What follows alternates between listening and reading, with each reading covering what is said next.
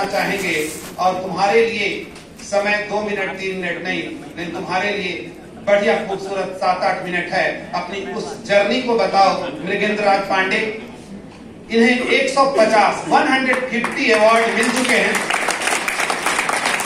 7 world record है, young poet, multi dimensional, ऐसे 7 विश्व रिकॉर्ड ये बनाए हैं। अयोध्या से ये आए हुए हैं। तो मैं मृगेंद्र राज पांडे, आप क्या सोचते हैं, कहां से दिमाग में आया और क्या क्या आपके दिमाग में है?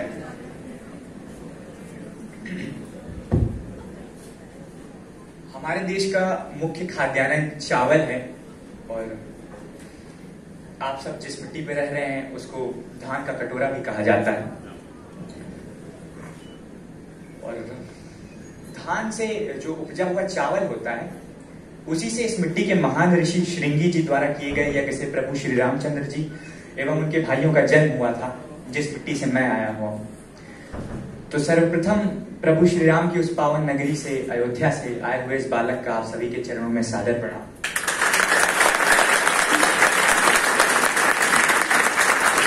मैं यहाँ पर जो कुछ भी बोलूंगा या जो कुछ भी बोल रहा हूं उसमें आप सभी को मौलिकता बमुश्किल ही दिखेगी, गहराई का स्तर भी एकदम ना के बराबर ही रहेगा। दरअसल आप सभी को सुनना ही मैं बहुत बड़ी उपासना मानता हूं। यह तो नहीं कि मैं कोई बहुत बड़ा उपासक हूं, लेकिन हाँ, उपासना करने का प्रयास मात्र जरूर करता हूं। और उपासक से यदि कोई त्रुटि हो जाए तो उसे माफी मिलने की छूट होती है। यही आप सभी से मेरी इल्तिजा रहेगी। केवट राम रजार्य सुपावा, पानी कठौता भरे ले आवा।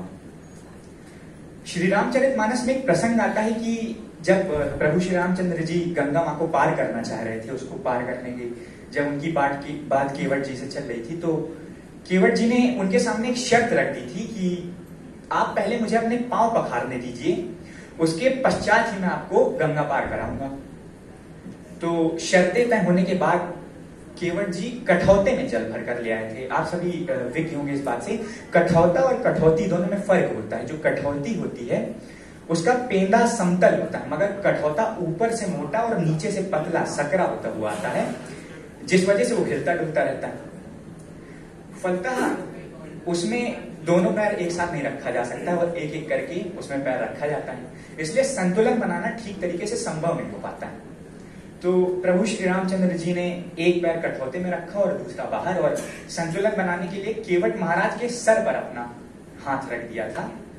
और यही वो चाहते भी थे कि एक तरफ साक्षात परमपिता परमेश्वर के चरणों की सेवा, तो दूसरी तरफ उनका हाथ अपने सिर पर। इससे बढ़कर और इससे बढ़कर सौभाग्य की बात उनके लिए क्या हो सकती थी। ठीक उसी तरह मेरा भी सौभाग्य है कि ऐसी ऐसी शख्सियतों का मेरे सर पर आशीर्वाद रहा है, जिन्होंने ना केवल मेरे जीवन रूपी दिए में तेल बाती भी खुदी डाली ताकि उसकी लौ जलती रहे। और यह मेरे लिए बेहद हर्ष का विषय है कि इस मंदिर समान मंच पर पूज्य डॉक्टर संतोष राय सर उपस्थित हैं, जिन्होंने कदम कदम पर मुझे मार्गदर्शन प्रदान किया है। इसलिए मैं उनका बेहद शुक्रगुजार हूं। मानवीय संवेदना चूल्हे बलिष्ठ हैं, उसमें अमानवता रूपी घुन ना लगे, इसको देखने के लिए, सहेजने के लिए ऊपर वाला भारत माता की इस पावन मिट्टी पर ऐसे देवदूत भेजता रहता है जो उन्होंने आपको भेजा हुआ है।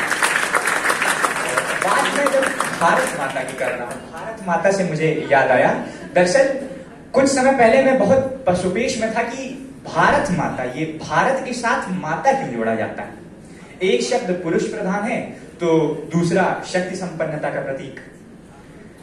मैं उसका उत्तर बेहद गहराई में डूबकर खोजने का प्रयत्न कर रहा था, मगर मुझे ये तो बेहद सरलता से मिल गया कि भारत ही एक ऐसा इकलौता देश है, एकमात्र देश है, जहां गांव में, मोहल्लों में, गलियों में, चौबारों में शिव जी और शिवालय पूजे जाते हैं। और आप सभी तो यह बात जानते हैं कि शिव जी को अर्धनारीश्वर भी कहते हैं, यानी कि आधा पुरुष और आधा मातृ सत्ता।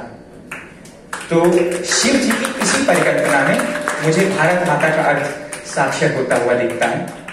और सर का इतना आशीष मिलता है, स्नेह मिलता है, इसके लिए मैं बेहद अपने आप को सौभाग्यशाली मानता हूँ। बात मैं माता की कर रहा था, तो माता शब्द, माता माँ का हमारे जीवन में बेहद महत्वपूर्ण योगदान रहता है। आखिर उनका हक हम पर सभी से 9 महीने अधिक ही रहता है।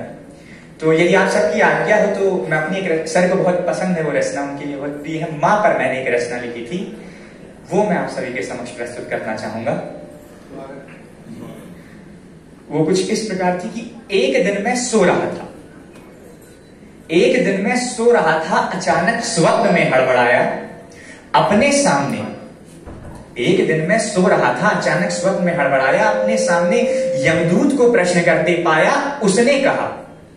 उसने कहा चल छोड़ मां को, मैं उसे लेने आया हूं। इस शब्द को सुनकर मैं पत्थर बना, इस शब्द को सुनकर मैं पत्थर बना। कोई रास्ता नहीं रहा था, सूझ जैसे हो कोहरा घना। फिर कुछ देर बाद हिम्मत की, बोला, भारी पड़ रहे मां के प्यार को तराजू में तौला। और मैंने कहा हे यमदूत, मैं तो माया जाल से लिप्त इंसान हूं, तुम्हारे समक्ष तो मैं नादान हूं। करना चाहता हूं एक सौदा कि मां को छोड़ दो, मैं तुम्हारे साथ चलने को तैयार हूं और मां के खातिर 100 बार मरने को तैयार हूं। फिर यमदूत बोला कि बच्चे जब तुम्हें होता था बुखार तो मां उसे अपने सीने से लिपटा कर उतारती थी। तुम्हारी एक ख्वाहिश पूरी करने के लिए वो अपने को रोज 100 बार मारती थी और तुम्हारी एक चीख से वो खाना छोड़ देती थी। और जब तुम होते थे उदास तो वो कहीं आना जाना छोड़ देती थी और तुम्हारी मालिश करके उसमें जान आ जाती थी। और जब तुम देते थे मुस्कुरा तो जैसे बहुत बड़ा वो सम्मान पा जाती थी। और फिर यमदूत बोला कि वह हंसा और बोला कि बच्चे इस सौदे में भी तू हार गया, लेकिन मैं यह देखकर खुश हूं कि तू मां के खातिर अपने को मार गया। रे भोले, किसी भी बच्चे को कोई यमदूत नहीं ले जा सकता।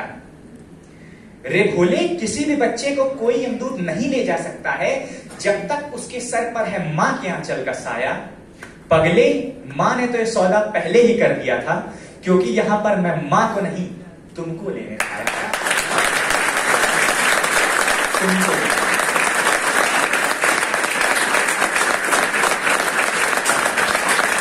बात जब मैं मां की करता हूं तो आप सभी इस बात से परिचित होंगे कि मां पर तमाम कवियों ने, तमाम लेखकों ने अपनी अपनी रचनाएं लिखी हुई हैं, मगर पिता की छवि कहीं ना कहीं धूमिल हो जाती है, उन पर हम लिखने से कहीं ना कहीं चूक जाते हैं। तो मैंने कुछ समय पूर्व पिता पर अपनी एक कविता लिखी थी। वो कविता मैं आप सभी के समक्ष प्रस्तुत करके आज्ञा लेना चाहूंगा, जो कुछ इस प्रकार